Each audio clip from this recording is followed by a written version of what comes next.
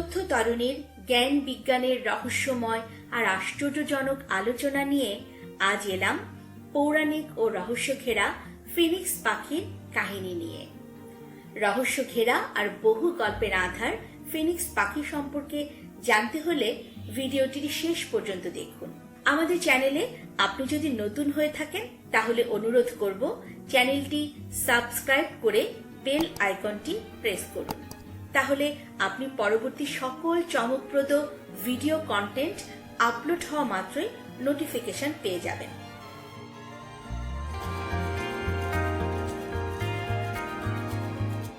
পুরাণে নানা রকম আশ্চর্য পশু পাখির সন্ধান মিলে। এ ধরনের জীবজন্তুর ব্যাপারে মানুষের আগ্রহ আজও কল্পনা ছাড়িয়ে যায়। কাল্পনিক হলেও বৈশিষ্ট্যের কারণে এগুলো আজ মানুষের কাছে আকর্ষণীয় হয়ে বেঁচে আছে। এমনই একটি আকর্ষণীয় পৌরাণিক চরিত্র ফিনিক্স পাখি। ফিনিক্স পাখির কথা শুনলেই আমাদের চোখের সামনে ভেসে ওঠে আগুন রঙা একটি পাখি, যেটি জীবনের শেষ প্রান্তে এসে বাঁধে নীর, দারুচিনি, গন্ধরস আর সুগন্ধি গুল্মে। এরপরে নিজেই আগুন ধরিয়ে দেয় নীরে। নীর সহ শরীর পুড়ে ছাই হয়ে যায় ফিনিক্স পাখি। এখানেই শেষ নয়, সব ভস্মীভূত ছাই থেকে জেগে ওঠে আরেকটি অগ্নিবর্ণ ফিনিক্স পাখি। প্রচলিত লোককাহিনী মতে ফিনিক্স পাখিকে হিংসুকেরা আঘাত করলে এর পালক থেকেও জন্ম নেয় নতুন প্রাণ। এদের চোখের পানিও বদলে দিতে পারে কারোর জীবন। অগ্নি এবং পবিত্রতার বদৌলতে এরা মৃত্যু পথযাত্রীদের সাময়িক জীবন দেওয়ার ক্ষমতা রাখে।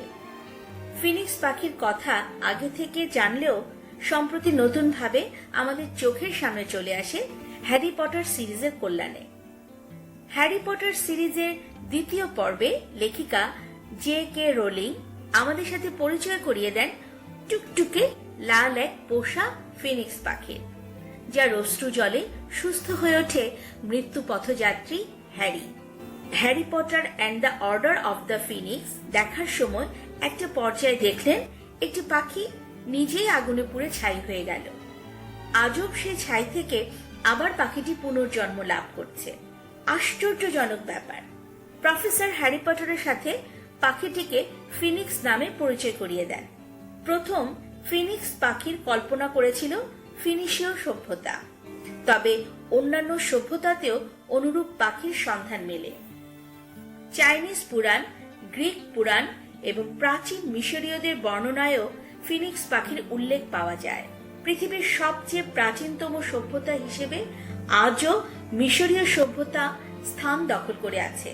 প্রাচীন মিশরে ফিনিক্স ছিল বেনু পাখি নামে। হলুদ, কমলা, লাল আর সোনালী হরেক রকমের মিশেলে রাঙা এক স্বপ্নীল পাখি বেনু। আবার কোথাও উল্লেখ আছে ধূসর, নীল, বেগুনি ও সাদার মিশেল হিসেবে। কেউ বলে বেনু বাঁচত 500 বছর, আবার কেউ বলতো 1000 বছরের ওপরে। যত বছরে বাঁচত না কেন, সেই সময় পরে যমদূত আসার আগে নিজেই নিজের বানানো আগুনে ভস্মীভূত হয়ে যেত। সেই ছাই থেকে পুনরায় জন্মাত শিশু ফিনিক্স। বেনু শব্দের অর্থই হলো আগুন থেকে সুন্দর করে বেরিয়ে আসা। এক পুরাণে বলা আছে মিশরীয় দেবতা আইরিসের হৃদয় থেকে জন্ম নেয় ফিনিক্স পাখি। অন্য পুরাণে অবশ্য বলা আছে রা দেবতার মন্দিরের পবিত্র গাছের গায়ে লাগানো আগুন থেকে জন্ম হয় ফিনিক্সের। সে মন্দিরের পবিত্র স্তম্ভ বেনবেন পাথরের ওপর বাস করত ফিনিক্স। মারা যাওয়ার সময় এলে সিনামন গাছের ডগাগুলো জোগাড় করে সেগুলো তার নীড়ে রেখে আগুন ধরিয়ে দিত। সেই আগুনে ছাই হয়ে যেত ফিনিক্স পাখি। আর এরপর যা হবার তাই হতো। ছাই থেকে জন্ম হতো আরেক নতুন ফিনিক্সের। নীল নদে শুকিয়ে যাওয়া আবার তা পানি পূর্ণ হয়ে ওঠার সাথে মিশরীয়রা ফিনিক্স পাখির মৃত্যু ও পুনর্জন্মের মিল খুঁজে পেত। নীল নদের প্লাবনের সময় নীল রঙের সুন্দরী পাখিটি আশ্রয় নেয় উঁচু জায়গায়। তখন মনে হয় পানিতে সূর্য ভাসছে। এই কারণে এই পাখির নাম হয়েছে উদিতজন বা দি অ্যাসেন্ডিং ওয়ান, মানে যা উঠেছে, যা মনে করিয়ে দেয় সূর্য দেবতা রাকে। এত সুন্দর পাখি আর এত সুন্দর তার কণ্ঠস্বর যে সূর্যও নাকি সে গান শোনার জন্য থেমে যেত। পারস্য সভ্যতা অনুসারে ফিনিক্স পাখিকে আমরা হুমা নামে পাই। হুমা মানে হলো বেহেশতের পাখি। এই সভ্যতার মানুষেরাও বিশ্বাস করত হুমা পাখি শত শত বছর বেঁচে থাকার পরে আগুনে পুড়ে ভস্মীভূত হয়ে যেত, পরে আবার সেই ছাই থেকে তার জন্ম হতো। ধারণা করা হয় ফিনিক্স পাখি একই সাথে পুরুষ ও স্ত্রী সত্তা বহন করে। এক পাখা ও এক পা হলো পুরুষের, অন্য পা ও পাখা হলো নারীর। ফিনিক্স পাখি কখনো কোনো প্রাণী হত্যা করত না, বরং মৃত পশুর মাংস খেত। বিশ্বাস করা হতো ফিনিক্সের ছায়ায় কেউ দাঁড়ালে তার জন্য সৌভাগ্য অপেক্ষা করছে। ধরুন ফিনিক্স পাখি আপনার মাথায় এসে বসলো, তাহলে আপনি একদিন রাজা হয়ে উঠবেন। প্রাচীন গ্রিক পুরাণ অনুসারে ফিনিক্স হলো এক পবিত্র আগুন পাখি। গ্রিক ভাষায় ফোইনিক্স মানে দ্য ব্রিলিয়ান্ট ওয়ান কিংবা পার্পল বা লাল এবং নীলের মিশ্রণে সৃষ্ট রং। প্রাচীন মিথ অনুসারে ওই আগুন রঙা ফিনিক্স পাখিটি নাকি 500 বছর বেঁচে থাকত। গ্রিকরা বিশ্বাস করত এই পাখি আরবে বাস করে। প্রতি ভোরে ফিনিক্স তার বাসস্থানের পাশের এক কুয়ার পানিতে গোসল করে এবং সূর্য দেবতা অ্যাপেলো তার রথ থামান ফিনিক্স পাখির গান শুনবার জন্য। অন্য সব পুরাণের মতো জীবনের একেবারে শেষ প্রান্তে এসে পাখিটি দারুচিনি, গন্ধরস প্রভৃতি সুগন্ধি উদ্ভিদ দিয়ে তৈরি করত একটি নীড়। তারপর সেই নীড়ে ধরিয়ে দিত আগুন। নীড় সহ ফিনিক্স পাখিটি পুড়ে ছাই হয়ে যেত।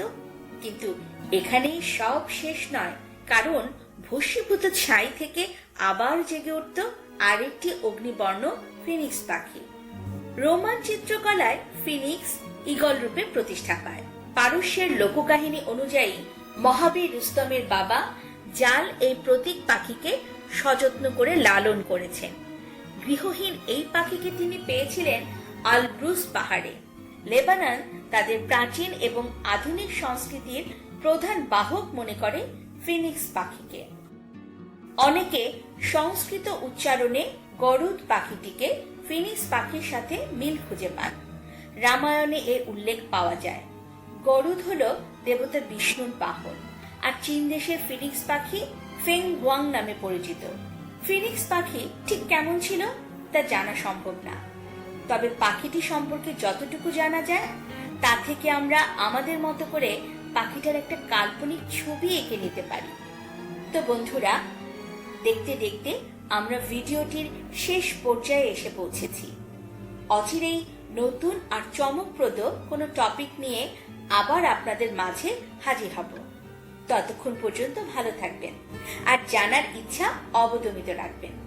ভিডিওটি ভালো লাগলে চ্যানেলটি সাবস্ক্রাইব করবার অনুরোধ রেখে শেষ করছি। শুভকামনা, অবিরাম।